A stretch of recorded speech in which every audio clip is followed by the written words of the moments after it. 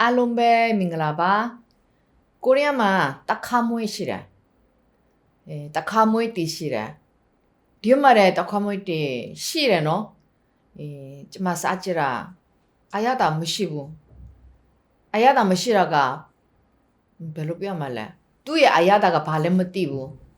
ဘာမှမစားတယ်လို့ပဲခံစားရတယ်ဒါပေမဲ့ကိုရီးယားမှာဆိုရင်ဒီတခါမွေးကလေနွေရာတူတော့မှာအရန်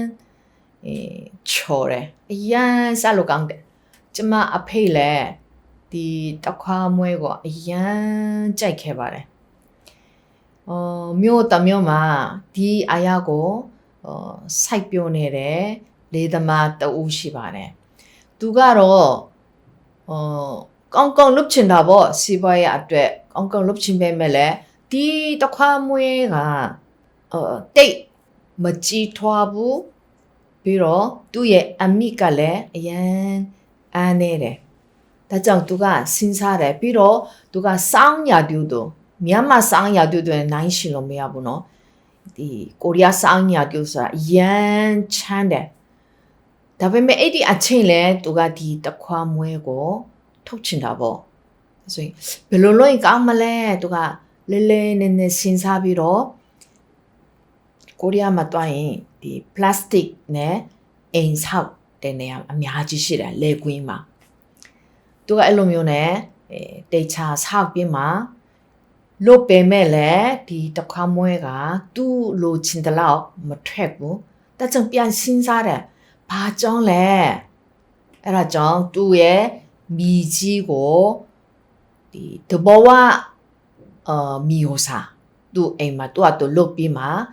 မိကြီးနဲ့ယိုပေးခဲ့တယ်အဲ့ဒါချင်းမှနည်းနည်းကောင်းလာတယ်ဒါပေမဲ့ပြဿနာကဘာလဲဆိုရင်သူကပန်းပွင့်တယ်ပြီးတော့အတိတီးတယ်ဒါပေမဲ့နေခါတုံးခါတီးပြီးဆိုရင်သူ့ရဲ့ဒီအပင်းက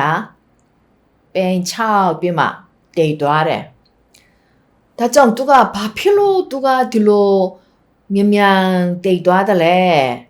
သူဘဲမှာရှိတယ်ဒီဖယုံတီကိုကြည့်တာခါအဲ့ဒီဖယုံတီရဲ့အမြစ်ကအရန်ခိုင်မာတယ်ပြီးတော့သူ့ရဲ့ပင်တွေလည်းအရန်ထူတယ်ခိုင်မာတယ်သူဆိုတာအတီးလဲကောင်းကောင်းတီးတယ်ချက်ချင်းမတည်ဘူးတောက်လျှောက်သူကအတီးတီးတဲ့အရာကိုကြည့်ပြီးမှဒီတခွားမွဲလဲ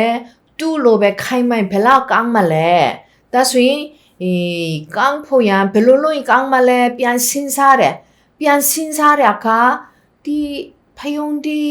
ကိုကြည့်ပြီးမှဖယုံတီရဲ့ဒီအမြစ်ကိုကြည့်ပြီးတော့တူလောက်ခိုင်မာမဆိုရင်ဘယ်လောက်ကောင်းမလဲအဲ့လိုစဉ်းစားရင်လဲသူကတဘောပေါက်လာတယ်အကြရှိထွက်လာတယ်ဟုတ်ပြီတီးပြီဘာတီးလဲဆိုတော့ဒီတခွားမွေးရဲ့အပင်းနဲ့ဖယုံတီရဲ့အပင်းကိုဆက်တွေ့ချင်တယ်ဒါဆိုရင်ဒီတခွားမွေးကအရန်ကြမ်းမာပြီးမှပိုကောင်းလာမယ်ဒီမျိုးလင်းချင်းယူပြီးမှသူကတနေ့မှဆိုရင်စိုက်တဲ့ကာလမှာဒီတခွားမွေးနဲ့ဖယုံတီကအတူတူစိုက်ခဲ့ပါတယ်ပြီးတော့နည်းနည်းလေးလမနည်းနည်းကြီးလာတဲ့အခါသူ့ရဲ့အကိုင်းကိုဖြတ်ပြီးတော့ဖယုံတီရဲ့အပင်လဲစောင်းလေးဖြတ်ပြီးမှဖယုံတီအမိရှိတဲ့အဲ့ဒီအကိုင်းထဲမှာတခွားမွေးရဲ့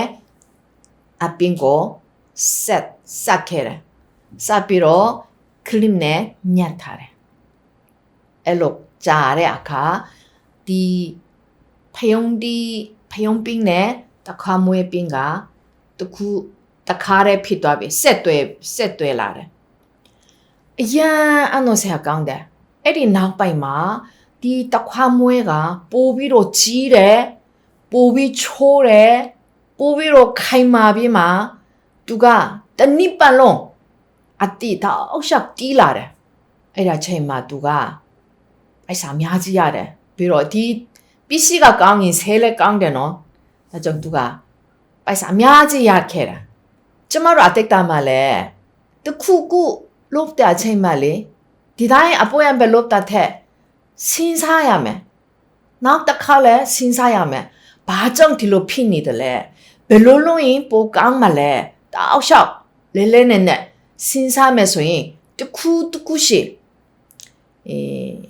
အကြံထွက်လာတယ်ပြီးတော့ဒုတက်လာတယ်အဲ့ဒီစဉ်းစားတဲ့အကျင့်ကကျမတို့ရှိမှာတိတ်မရှိဘူးနော်မြန်ပြီးချင်တဲ့တိတ်လဲနဲ့မစဉ်းစားချင်ဘူးအဲ့လိုမျိုးစိတ်နဲ့ကျမတို့ကဒီတိုင်းဘိုးပြီးခဲ့တဲ့နေ့ဒီနေ့နောက်နေ့လို့ဒီပုံစံပဲတောက်လျှောက်မစဉ်းစားပဲလုပ်တဲ့အရာကြည့်မယ်ဆိုရင်ဒုတက်လာမှုမရှိဘူးဒါကြောင့်ကျမတို့ကတခုလို့ရင်လဲလဲနဲ့စဉ်းစားတဲ့အရာကိုလုပ်မယ်ဆိုရင်ကျမတို့စီးပွားရေးဖြစ်မိသားစုဖြစ်စက်တွေမှုအရာအားလုံးထဲမှာလဲကျမတို့ကပို့ပြီးတော့ကောင်းတဲ့အတက်တာဖြစ်လာမယ်တော့ယုံကြည်ပါတယ်